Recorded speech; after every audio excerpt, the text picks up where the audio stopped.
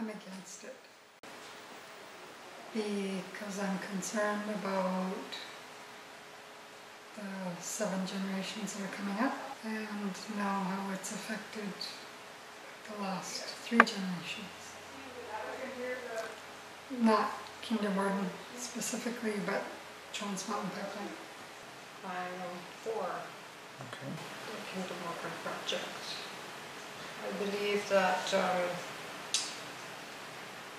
when they first put the pipeline in, our ancestors did not have the say or whether they could put it there or not. The government said they could and they did it. We didn't get any compensation. We didn't get to protect our land. And we lost some of our pit houses on healing grounds back there. And this time I believe that we get to monitor everything that they do. And if there's anything found on the grounds that they're working on, the archaeology team can come in and stop them right away. It's the environment portion of it because there's leaks that happen. On the news they show that the spills can't be totally cleaned up. So it's going to affect our fish, it's going to affect our wildlife. I'm quite fortunate to be able to say that I still eat moose and elk and deer and smoked fish and mulligans and fried fish and pine mushrooms.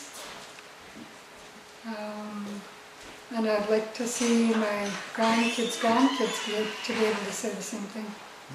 So I think if the pipeline goes through, we're not going to be able to say that.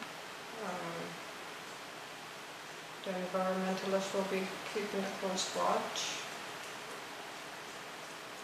And I believe that the compensation dollars that we get will ensure education for our children and our grandchildren for the next 20 years.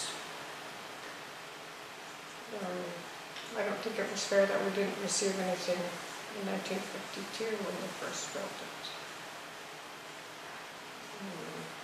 So far, the council has been working with Kinder Morgan and other projects. With us having a say in it, we benefit from it. And there's more people working on one of the different projects that's going on right now. I think the social development worker said that there's 50% people off social assistance, which I think is a big thing. And with education dollars set aside for our future generations to come, there will be more people working further down the road.